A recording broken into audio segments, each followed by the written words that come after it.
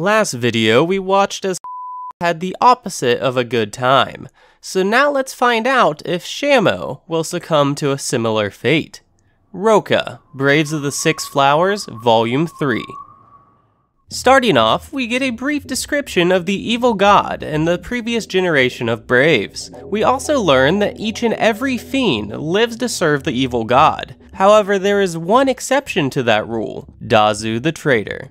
We currently find the Braves resting at the Bud of Eternity, where they discuss who is the seventh. Adlet thinks Goldoff is most likely the fake, but he just knows in his heart that it can't be Frimmy. Our group then heads west and beeline straight for the evil god. Though after leaving the forest, they run into a massive canyon with boiling water running through it. Frimmy explains that this canyon was dug by Karjik, and that there is only 2 bridges, both of which being guarded by fiends. They decide to split up to search for a way across, and Frimmy hands each of them a signal flare and asks Rolonia to keep Adlet safe. Adlet then watches as a fiend flies overhead, and as Goldoff begins walking in the same direction. Adlet tries to stop him, but is instantly slammed into the ground, as Goldoff says, "I'm going to save the princess." Adlet attempts to block his path again and receives a punch to the stomach, knocking his breath away. Goldoff threatens to kill anyone who tries to stop him, as he runs away with tears streaming down his face.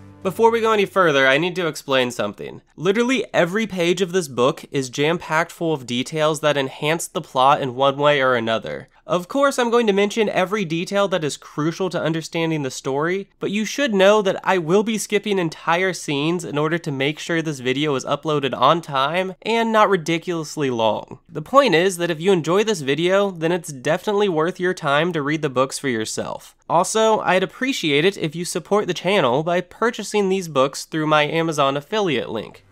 The rest of the Braves group up and chase after Goldoff, where they come across multiple dead fiends with their stomachs ripped open. Adlet then leads them into the lava zone, even though Frimmy believes that they should just abandon the clearly traitorous Goldoff. Now, the lava zone is a dangerous area littered with jagged rocks, lava streams, and boiling geysers. In general, the terrain makes for poor visibility and the entire area reeks of sulfur. Eventually, they come across a crater containing hundreds of dead fiends, and strangely enough, they seem to have been killed by other fiends. Nashatanya then appears, saying that Goldoff is a genuine brave and that he is currently running an errand. Frimmy immediately takes a shot as Han lunges to attack. Fiends then rush in from behind, causing Adlet to throw a flashbang. This battle continues on, and Frimmy winds up shooting a bullet through Nashatanya's leg. Shamo takes this opportunity to attack the princess, however just before attacking, her slave fiends turn back into mud, allowing Nashatanya to escape. Adlet then looks to Shamo, who is completely stunned, and who suddenly begins throwing up huge amounts of blood. Everyone rushes to Shamo's side as she whispers, "There's swords in my stomach." You see, a few months ago, Nashatanya and Dazu successfully planted a magically enchanted gem inside of one of Shamo's slave fiends. Now, this blade gem has 2 stipulations. Nashatanya must be within 1 kilometer of the gem, and she must also be attacked by Shamo. Mora quickly analyzes this gem and determines the stipulations and that they can save Shamo by killing Nashatanya. Hans then returns to guard Mora as she does her very best to extend Shamo's life. All the while, the rest of them go after Nashatanya. Rolonia launches Adlet forward as he throws a knife and a smoke grenade before being pulled back. She quickly inspects the blood on the knife and determines that the Nashatanya they are chasing contains the blood of a saint. They then prepare to commence a second attack, just as a spear slams into the ground at their feet. Frimmy manages to escape and Adlet picks up Goldoff's spear. Now, Rolonia and Adlet are unable to land an attack, and Goldoff eventually grabs a hold of his spear. Adlet lets go and throws a poison needle, but Goldoff catches it mid-air and throws it at Rolonia. Goldoff then hits Adlet with the handle of his spear, stating that Nashatanya isn't the enemy, just before running away. After recovering, they group back up with Frimmy, who has lost sight of the princess due to being attacked by fiends. They proceed to search the area and come across a Yeti fiend waving a white flag. This fiend turns out to be Trickster, who politely asks them for help with killing Nashitania. Trickster explains that a long time ago, Dazu the traitor escaped from the Howling Violets to seek allies among the humans. Many years later he returned and entered into a pact with Trickster and Karjik. Together they agreed that the first among them to kill 3 Braves will take control over all of fiend kind. Trickster also mentions that Nashitania is probably being hidden by a magic item known as a hero form. Then without even speaking, Fremy and Adlet attack in perfect unison, allowing Adlet to restrain Trickster. Adlet pulls out a Saint Spike just as Trickster's head rips off and flies away. They go back to searching for Nashitania but have no luck, so Fremy and Relonia begin checking underground as Adlet returns to Mora. After explaining everything, Mora agrees that a magic item could be hiding the princess, so she gives Adlet the ability to temporarily see magic. She also uses her magic voice to inform Goldoff that Shamo is in danger. Adlet then finds a faint trace of magic at an area that looks to have been scorched by lightning. Fremy and Relonia have since given up on searching underground and discuss the situation with Mora and Hans. Dazu the traitor then approaches them and Hans steps up to confront him. Oddly enough though, Dazu recommends that they should move away from Shamo before fighting. A few moments later, Fremy, Adlet, and Relonia have found Goldoff, who is intensely staring off into the distance. Adlet asks him why his helmet is glowing with magic, but Goldoff says that that's irrelevant. Goldoff also states that he will save both Shamo and Nashitania, before suddenly launching himself towards Adlet. Jumping into a flashback, we see Goldoff as a child. He was born into poverty and killed his first human when he was only 8 years old. At this point in his life, he lives completely alone, and he returns home one day to find an intruder in his house. Goldoff prepares to kill the intruder, and enters inside where he finds a beautiful girl sleeping on the floor. Now this is the first time that Goldoff has ever felt anything besides anger and rage. However, it doesn't last long as guards burst inside, taking the princess away. You see, there is currently a civil war happening, which means that the princess's life is probably in danger, so Goldoff grabs a hammer and goes to rescue her. He doesn't actually manage to take down a few guards, but eventually he is knocked unconscious just as other knights begin storming the estate. Goldoff wakes up and Nashitania asks him what he wants as a reward for attempting to rescue her. He simply asks that he might be allowed to save her in the future. Goldoff is then made into a knight and given a magical helmet which will alert him if Nashitania is ever captured. We also learn that Goldoff helped Nashitania escape the Braves in Volume 1, but believe it or not, she actually encourages Goldoff to do whatever he feels to be just. Back at the canyon, we find Goldoff following Adlet and Relonia, whenever his helmet suddenly alerts him to Nashitania being captured. He then hears her say, "Trickster has me trapped inside of a fiend's stomach in the lava zone," followed by the sound of her throat being crushed.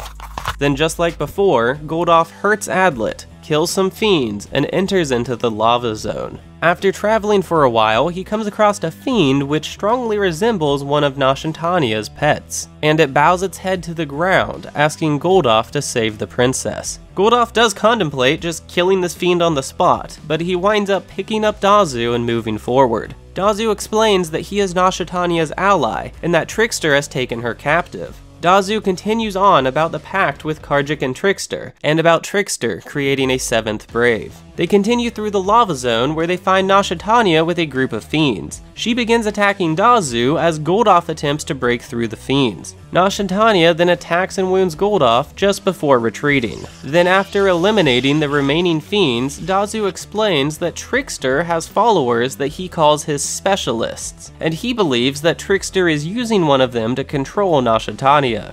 Goldoff then drinks a numbing potion as he hears Mora's magic voice informing him about Shamo. Of course, Dazu blames Shamo's condition on Trickster, and shortly after this, they find Nashitania being chased by the Braves. Goldoff then interferes with the Braves just like before, and then meets back up with Dazu. This time, however, they find Nashitania completely alone, when suddenly Dazu turns to attack Goldoff.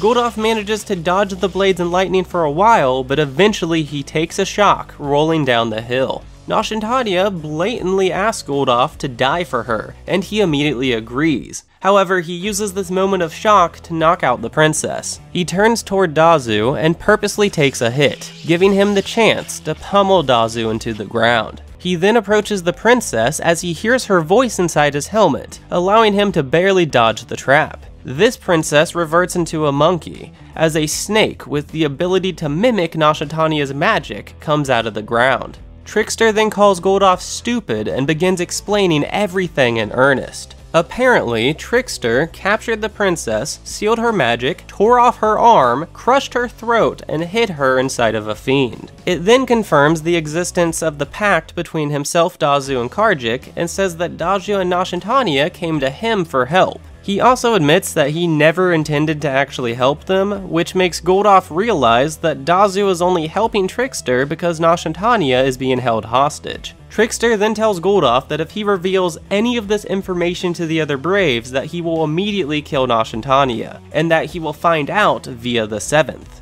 Then before running off to fight Hans, Dazu tells Goldoff that if he can rescue Nashintania, then they will release Shamo. The problem that he currently faces is that Goldoff doesn't know much about fiends, but he does know that Nashintania's stealth ability gives off a sweet scent and can be broken by inflicting self-pain. And because of this, he begins ripping off each of his nails one by one, while carefully searching the area. We then jump to Specialist number 26, where we find out that Nashintania's body has been fused with fiends, which increases her natural healing. She then hears 2 geysers go off side by side, and blurts out this information to Goldoff. Goldoff quickly uses this information to find the fiend, however it threatens to kill Nashintania if he takes another step closer. Now Goldoff just needs to find a way to kill the fiend instantaneously, but that's when Fremy, Relonia, and Adlet arrive. Adlet asks him why his helmet is glowing with magic, but Goldoff says that's irrelevant. Goldoff also claims that he will save both Shamo and Nashintania, before suddenly launching himself toward Adlet. Relonia tries to intervene, forcing him to throw his spear at her, and Adlet uses this opening to chain himself to Goldoff just as Fremy shoots him through the stomach. Goldoff falls to the ground, but uses the momentum to break the chain and yanks Adlet to himself. Adlet then throws a handful of needles at Goldoff, who jumps away, immediately turns around, throwing a Saint Spike into number 26. He then ignores his attackers and rushes to Nashintania, telling her to release Shamo.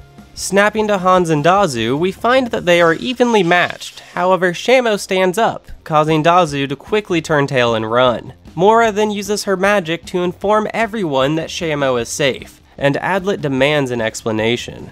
A little while later, we find everyone grouped up in the forest discussing the events thus far. Dazu explains that they used Trickster to escape Karjik, then used Goldoff to escape Trickster. Dazu also bows its head and apologizes to Shamo just before offering up the idea of forming an alliance with the Braves in order to kill Trickster. Dazu also explains that it can get them across the canyon, and that its ultimate goal is to replace the evil god with a brand new deity. Dazu then claims that it received Nashintania's fake crest from the previous generation's brave, the famous Hayuha Saint of Time.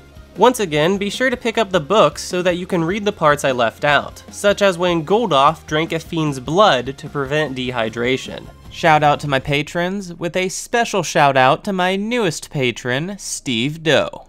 Thanks for watching everyone, and I hope to see you next time.